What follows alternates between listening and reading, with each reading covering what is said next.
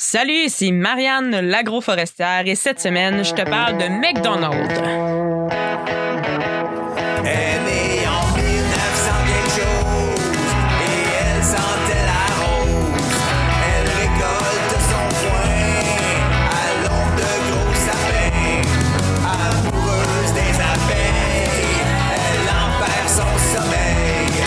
C'est Marianne Brière, l'agroforestière.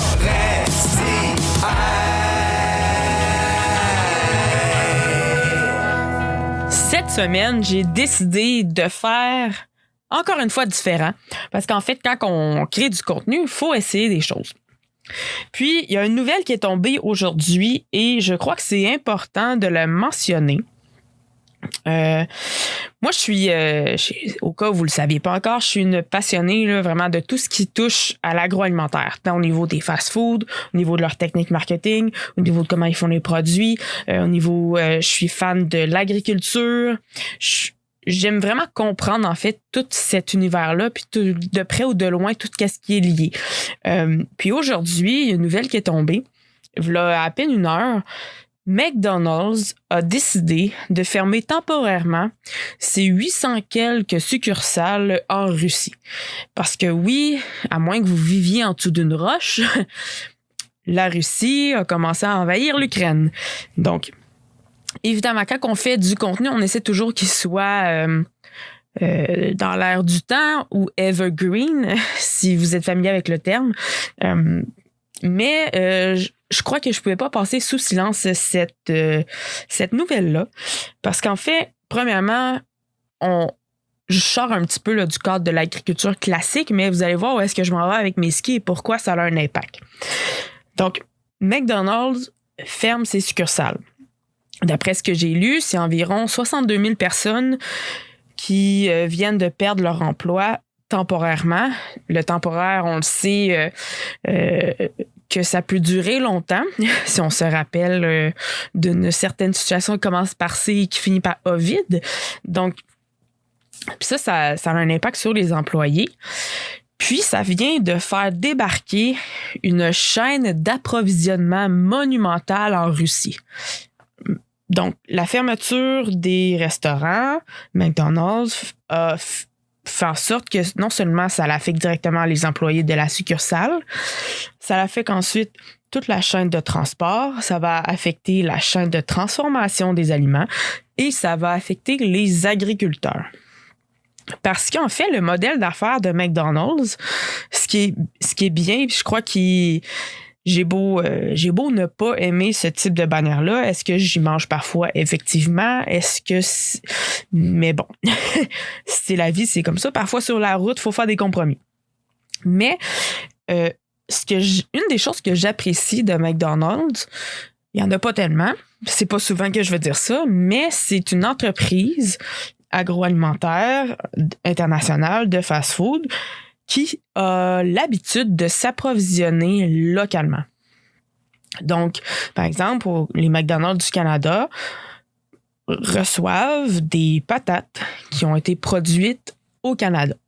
Si je me trompe pas, c'est surtout de l'île du Prince-Édouard et tout ça, de l'Est du Canada et tout ça, probablement qu'il y a des producteurs de patates du Québec qui en vendent aussi à cette bannière-là. Donc, c'est des producteurs de patates, c'est des producteurs de bœuf, des producteurs de poulet, je sais pas s'il y a de la pisciculture en Russie, mais s'il y en a, parce que sur le menu de McDonald's, il y a du poisson. Du poisson, également. Donc, il y a tout ce qui est légumes et tout ça.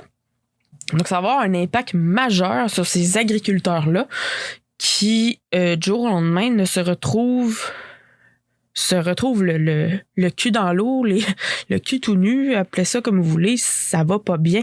Parce que souvent, quand on vend à des gros clients comme ça, on a souvent un seul client. C'est rarement, on peut rarement se permettre d'avoir plusieurs clients. Il y a des compagnies qui demandent l'exclusivité également, fait que ça complique les choses. On peut pas nécessairement vendre à qui on veut, comme on veut, si on fait affaire avec des géants de cette industrie-là. Donc, c'est un compromis à faire. Ça peut être très payant, très lucratif, très intéressant, parce qu'on n'a pas besoin de se trouver des clients, mais c'est aussi un système très fragile. Donc, moi, aujourd'hui, ça va être un épisode très court, parce qu'en fait, aujourd'hui, en tant que relève agricole, agricultrice, puis j'ai une binerie là, en ce moment, là, mon entreprise, je fais pas, ça vaut pas des millions de dollars, mais malgré qu'au Québec, ça demande beaucoup de paperasse, malgré qu'au Québec, faire de l'agriculture, c'est pas tout le temps facile, malgré qu'au Québec, ça coûte cher, malgré toutes ces choses-là, quand je vois des situations comme ça arriver dans d'autres pays, je suis énormément reconnaissante d'être une agricultrice au Québec. D'ailleurs, aujourd'hui, le 8 mars, au moment où est-ce que j'enregistre cet épisode, c'est la Journée internationale du droit des femmes. Donc, l'épisode va sortir le 9 mars, donc demain. Puis, comme j'ai dit, si jamais vous écoutez cet épisode-là à un autre moment donné, je crois que ça reste tout de même pertinent. Donc, en tant que femme au Québec, puis je suis une femme blanche qui est hétérosexuelle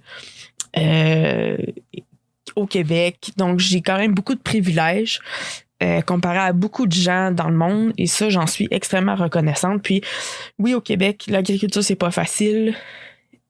Puis ça, je l'ai déjà dit, puis je vais toujours le redire, on fait ça avec passion, on fait pas ça pour l'argent, on fait ça pour aimer ce qu'on aime, puis se lever le matin avec un but. Puis ce but-là, malgré qu'on veut mettre du pain sur la table de nos propres familles, c'est de mettre aussi du pain sur la table du plus de gens possible qui nous entourent, donc souvent au Québec. Donc moi, en entendant cette nouvelle-là tout à l'heure, c'était pas le sujet que j'étais supposée parler aujourd'hui, mais en attendant... en voyant cette nouvelle-là, j'ai pas pu m'empêcher d'avoir une pensée pour ces agriculteurs-là qui doivent probablement en baver de toute façon en temps normal. J'ai une pensée pour... Puis je suis quelqu'un d'empathique. J'ai de l'empathie pour les Russes. J'ai de l'empathie, évidemment, pour les Ukrainiens. Les agriculteurs ukrainiens également doivent ne pas trouver ça facile. D'ailleurs, si vous ne connaissez pas beaucoup l'Ukraine comme pays, ce qui était mon cas, et je ne connais pas encore beaucoup, mais quand on commence à se renseigner sur l'Ukraine, c'est un pays extrêmement intéressant au niveau de l'agriculture. C'est un pays où l'agriculture est vraiment importante. C'est d'ailleurs, je crois, c'est un des pays les plus importants dans la production de blé. On l'appelle, entre autres... le grenier de l'Europe. C'est un pays qui a des ressources agricoles pour fournir de la nourriture pour 600 millions de personnes. Donc moi, ce que je ne savais pas de ce pays-là, je trouve ça très intéressant. Donc bref, ça m'emmène à découvrir différentes choses. Puis je trouve ça plate de ma part, en fait, qu'il a fallu une guerre pour que je me mette à m'intéresser à ce pays-là. Parce que on s'entend qu'on va rarement prendre des vacances en Ukraine, et bon, surtout pas ces temps-ci, ni en Russie. Mais c'est des pays auxquels souvent on pense pas qu'il y a de l'agriculture, puis on pense pas qu'ils sont bien développés, en tout cas, je peux parler pour ma part, on ne pense pas ça de ces pays-là, et j'ai été très surprise d'apprendre ça. Puis bref, j'ai beaucoup d'empathie pour ces agriculteurs-là de l'Ukraine et de la Russie qui sont impactés par cette guerre-là menée par quelqu'un atteint d'une mégalomanie, ou en tout cas on pourra dire ce qu'on veut sur vous savez qui. Donc voilà, c'était plus une réflexion aujourd'hui que je voulais vous apporter, d'être reconnaissant, je crois, d'où est-ce qu'on est malgré les difficultés qu'on peut vivre nous. Des fois, juste se décoller le miroir de la face, et d'arrêter de se regarder le nombril et de voir qu'est-ce qui se passe chez d'autres. Ça peut être confrontant, ça peut être pas facile, ça n'invalide pas les problèmes que vous pouvez avoir, que je peux avoir, que votre voisin peut avoir, que votre ami peut avoir. Ça n'invalide absolument rien. Mais pour ma part, je suis reconnaissante d'être ici, de pas craindre pour ma vie, de pas craindre de tout perdre, de pas craindre c'est ça, de perdre des clients comme ça. C'est quand même... puis je crois que ce genre de mesure-là que McDonald's a pris aujourd'hui va peut-être donner des idées à d'autres méga-entreprises agroalimentaires qui sont présentes en Russie. Ce qui va faire ça, que ça va continuer d'affecter les agriculteurs, entre autres, et tous les gens qui sont impliqués dans la chaîne de production jusqu'à ce que le client reçoive son burger. Donc, aujourd'hui, c'était une simple réflexion, mais que je crois est pertinente. Donc, c'est vraiment tout ce que j'avais à dire aujourd'hui pour cette semaine.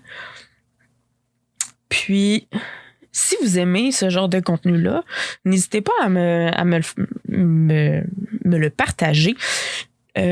Je fais une restructuration un peu de mes réseaux sociaux et tout ça. Donc, en ce moment, le meilleur moyen de me joindre, c'est sur Instagram. Sur Instagram, c'est @l'agroforestière en un seul mot. Donc, le meilleur moyen de me joindre, c'est là. Je vais essayer parce que ça peut être très chronophage, ces fameux réseaux sociaux. Puis quand on essaie de produire du contenu et tout ça, il faut faire des choix. Donc, j'ai choisi Instagram plutôt que Facebook sur lequel me concentrer. Tout simplement parce que j'aime plus le réseau, même si ça appartient également à Facebook, maintenant Meta. Donc voilà, le meilleur moyen de me rejoindre, c'est là.